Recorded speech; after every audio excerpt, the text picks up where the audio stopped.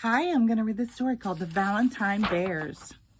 It was October 14th, and the bear's den was snug and secure for the winter. Mrs. Bear set her alarm for February 14th. Then she curled herself comfortably against Mr. Bear's back and listened to his snores. It was good to settle down for a long 4 months' sleep. When the alarm went off 4 months later, Mrs. Bear could hardly believe it. It seemed as if she'd just gone to bed. My, she said, yawning, spring already? And then she remembered. It wasn't spring yet. She'd set the alarm early for a special reason. Mrs. Bear stretched, scratched, kissed Mr. Bear on his nose, and got up. Mr. Bear could sleep through just about anything, and she was glad. She had things to do. First, she made a sign. It's nice to share Valentine's Day with someone you love. She tacked the sign on the wall so Mr. Bear would see it the instant he awoke. Leaves had blown into the den while they slept. Mrs. Bear brushed them into a pile and swept them outside. Brr, she said, standing in front of the den.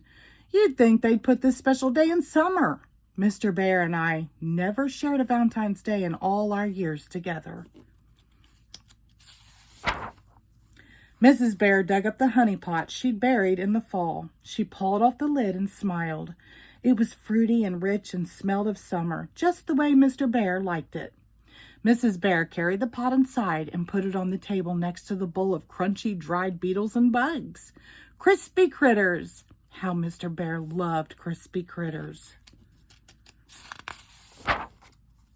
She had made 2 Valentine poems way back in summer. Now she got them out of a drawer. One said, red berries are red, blueberries are blue. Termites are sweet, and you are too.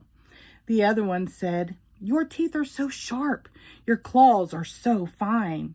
Dear Mr. Bear, you are my Valentine. She couldn't decide which poem she liked best, so she decided to give both to Mr. Bear.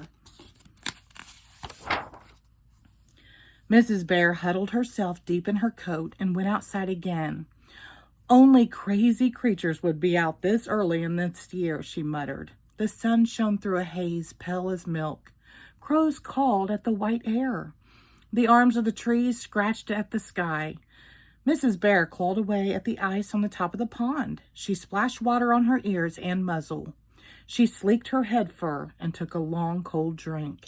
It was time to waken Mr. Bear. Mr. Bear's snores drifted from the den and she smiled. Mr. Bear could sleep through just about anything. Mrs. Bear shook his shoulder. Time to get up, Mr. Bear. Arr, snored Mr. Bear. Mrs. Bear shook harder. Wake up, Mr. Bear. Mr. Bear shrugged her away and turned his face to the wall. Just another 5 weeks, he begged. Mrs. Bear poked his back. Happy Valentine's Day. Mr. Bear curled himself into a fur ball. He said. Oh, no, you don't. Mrs. Bear pulled Mr. Bear's ears till he uncurled himself. She tickled his paws. She pried open his eyes and watched them drop closed again. Arr, said Mr. Bear. Mrs. Bear sighed. She took their empty berry can, snuggled deep in her coat, and went back outside. A wolverine slept safe in a hollow log. A deer drank from the pond.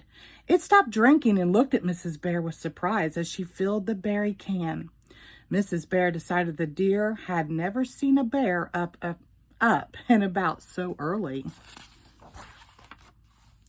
She carried the can of ice water inside. I'm sorry about this, Mr. Bear, she said, but you can't just keep on sleeping.